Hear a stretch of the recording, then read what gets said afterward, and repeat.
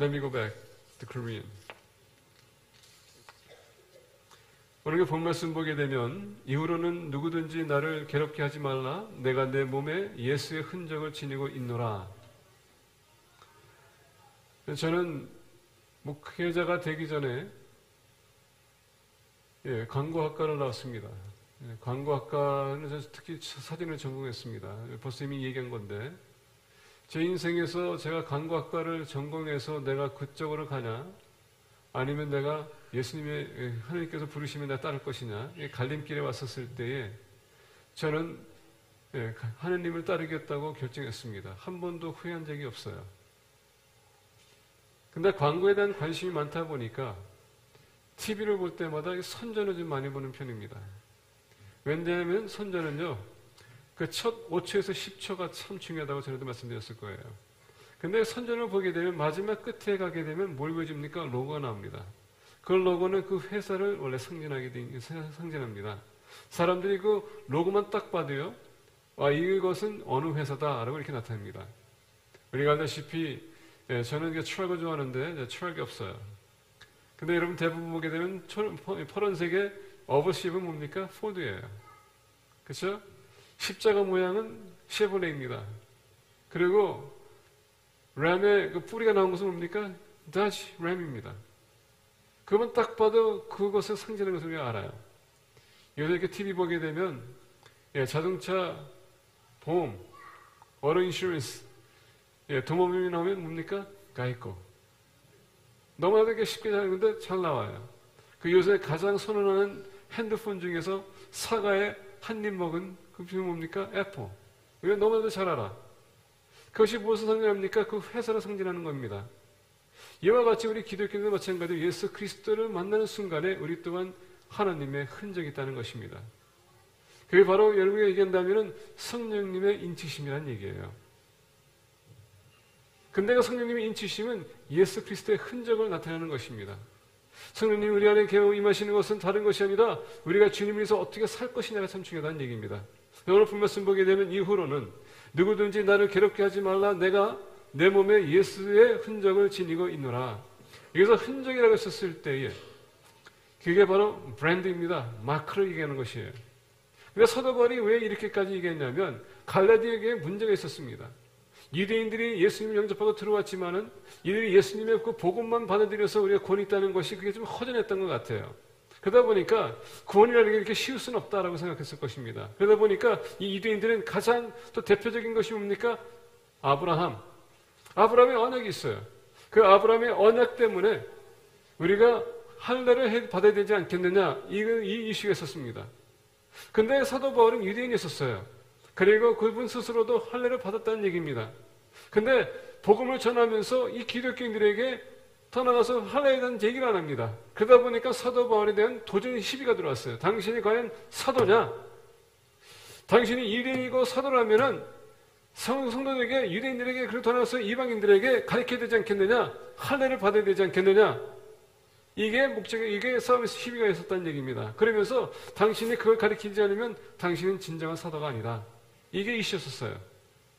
그러다 보니까 거기에 대한 고민한 끝에 오늘 본 말씀에 그게 답변입니다. 이후로는 누구든지 나를 괴롭게 하지 말라. 내가 내 몸에 예수의 흔적을 지니고 있노라. 우리가 그 바로 5년까지 보게 되면 사도 바울이 왜 본인이 사도인지 그리고 어떻게 기독교인이 살아가야 되는지 할례보다 더나 중요한 부분 율법보다 성령으로 시작한 사람은 성령을 끝내야 된다는 것을 강조한 것입니다. 그러면서 본인이 그동안 내가 주님을 위해서 어떻게 살아왔는지 이 흔적들이 나타나지 않느냐. 그렇기 때문에 더 이상 그거에 대해서 얘기하지 말고 나의 사도에 대해서 시비 걸지 말라. 내가 주님의 사도라는 것을 시비 걸지 말라는 것입니다. 더 나아가서 내가 누군지를 시비 걸지 말라는 얘기입니다. 진정한 기독교였다는 얘기입니다. 진정한 하나님의 자녀였다는 얘기고 더 나아가서 하나님의 일꾼인 사도 나라는 얘기였습니다. 그래서 오늘 본 말씀을 통해서 이 흔적이 무엇을 상징하는지 우리가 같이 보기를 원합니다. 그리고 이 흔적이 여러분들의 삶에 나타내기를 원합니다. 오늘 본 말씀 우리가 본 말씀 보기보다도 오늘 사도 바울이 다른 서신을 통해서 말씀한 것을 보면서 같이 나누기를 원합니다. 첫 번째 사도 바울이 얘기합니다. 갈라디아서 3장 1절부터 5절입니다. 어리석도다 갈라디아 사람들아, 예수 그리스도께서 십자가에 못 박히신 것이 너희 눈 앞에 밝히 보이거늘 누가 너희를 꾀더냐? 내가 너희에게서 다만 이것을 알려 하노니 너희가 성령을 받은 것이 율법의 행위로냐 혹은 듣고 믿음이로냐? 너희가 이같이 어리석으냐? 성령으로 시작하려 했다가 이제는 육체로 마치겠느냐? 너희가 이같이 많은 괴로움을 헛되이 받았느냐? 과연 헛되냐?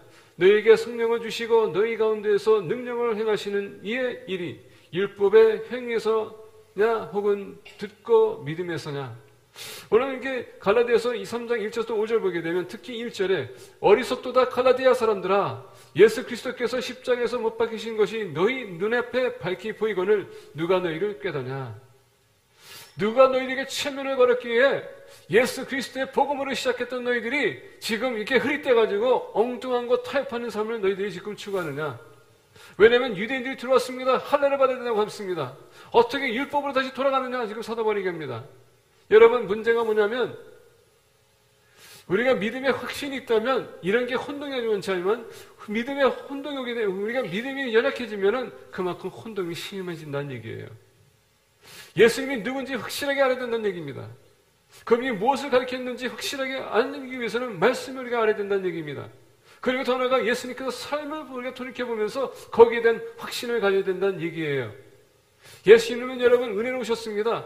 우리가 구원받기 위해서는 다른 게 필요 없어요. 오늘 많은 사람들이 다른 종교를 믿던 사람들, 그리고 여러분 우리가 그동안 살아왔던 방식과 공짜는 없습니다. 그러다 보니까 우리가 예수님을 영접하면 구원 얻는다는 게 그게 너무 쉬워.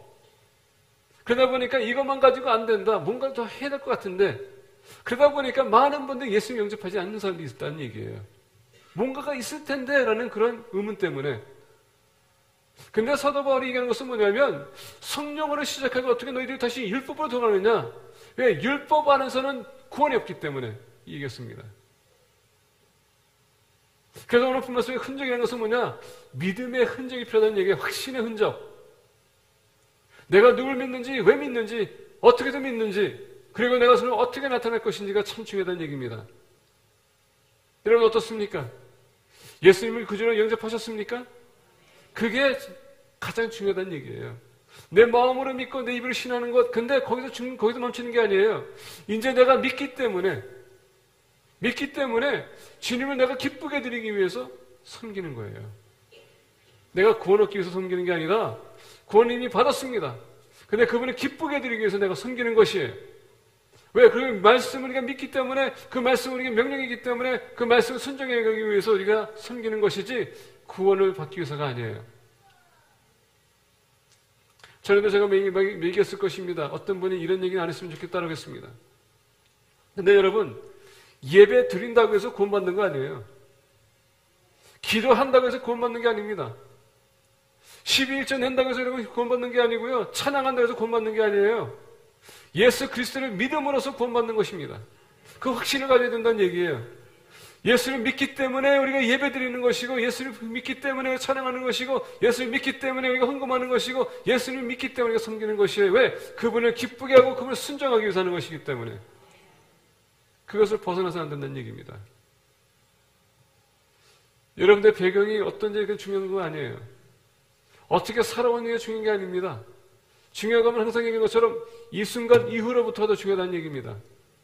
내가 예수를 믿는다면은 그 믿음 여러분 삶으로 나타내야 되는 것이에요. 그렇기 때문에 확신이 필요한 겁니다. 사도 바울이 그렇게 힘들고 어렵고 더 나아가서 이것을 고민하고 고민할 끝에 내가 왜 이것을 가지고 혼돈할 필요가 있는가? 내가 왜 고민할 필요가 있는가? 내가 믿는 것이 바로 예수 그리스도인데. 그래서 우리가 확신한 스tig마가 필요하다는 얘기예요. 두 번째로 보겠습니다.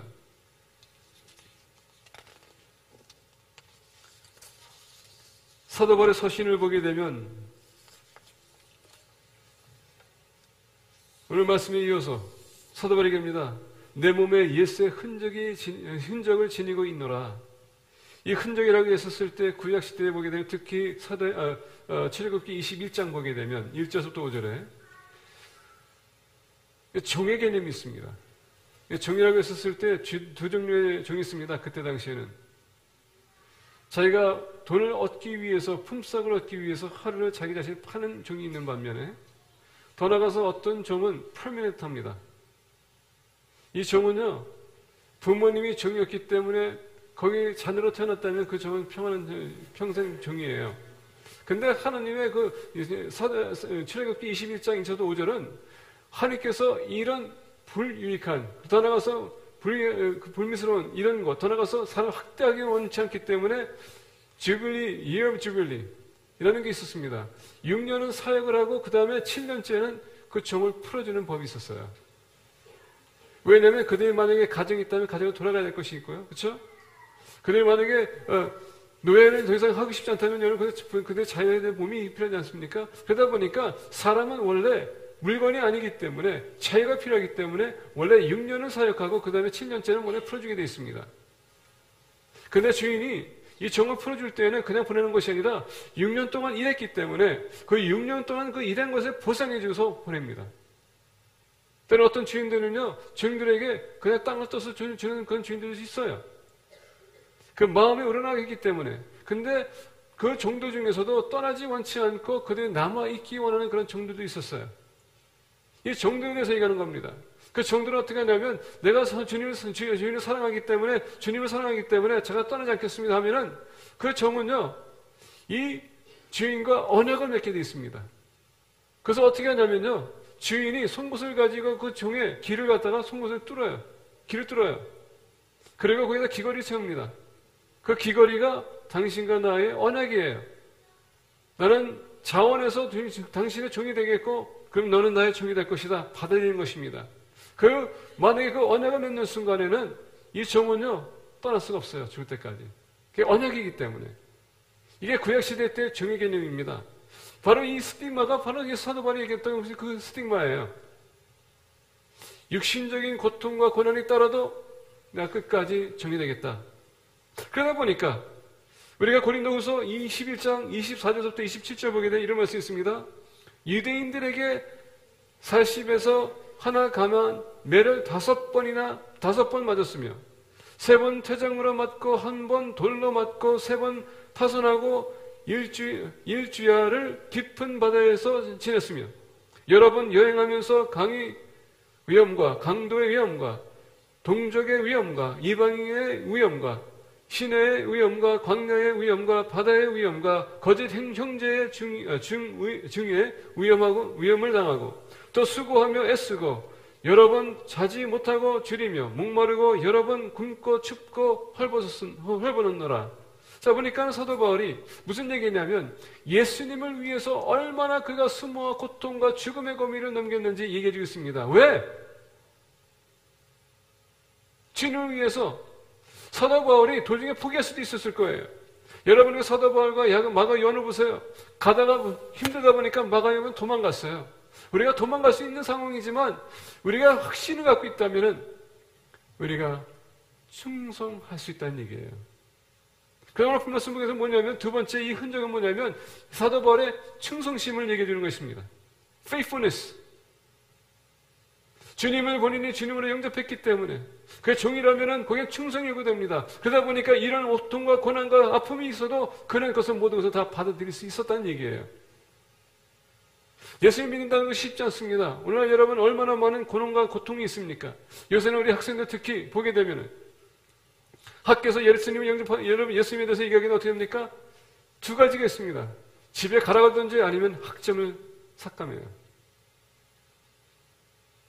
대학교에서도 그런 이슈가 있습니다. 예수님을 얘기하게 되면요, 그 교수가 F 주면요, 그거 다시 해야 돼요.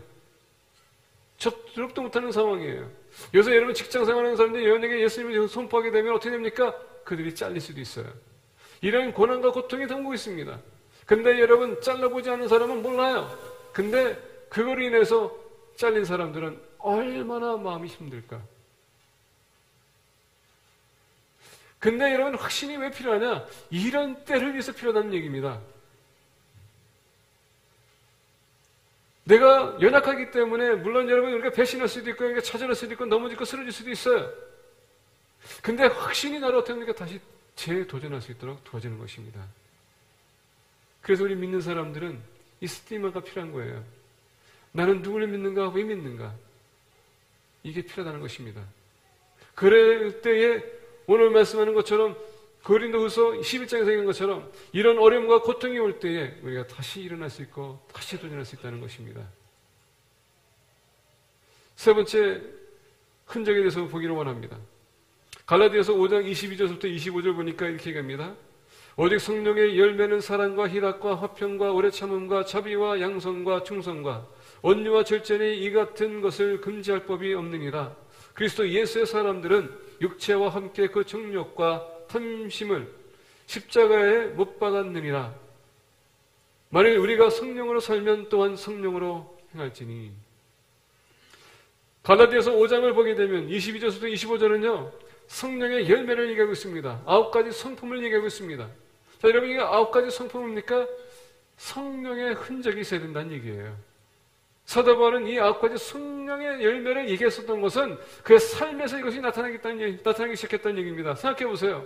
사도 바울이 기독교인을 핍박했습니다. 그분은요 되게 예리했던 사람이에요. 완벽주의자였었습니다. 그는 잘못이나 실수나 용납이 안 됐던 사람이에요. 그러다 보니까 마가 요한이 도망갔었을 때 그를 용납할 수가 없었어요. 그런 사람이었습니다. 근데 예수님을 만나고 어떤 사람이 어떻게 됐습니까? 그가 변했다는 얘기예요. 그의 마음이 변했고 그 삶 자체가 변했다는 얘기입니다. 관점이 변했고요. 생각이 변했다는 얘기입니다. 오늘 본 말씀 보니까 이 9가지 성령의 열매가 얼마나 우리에게 중요한지 우리의 삶에서 나타나는 것을 얘기하는 겁니다.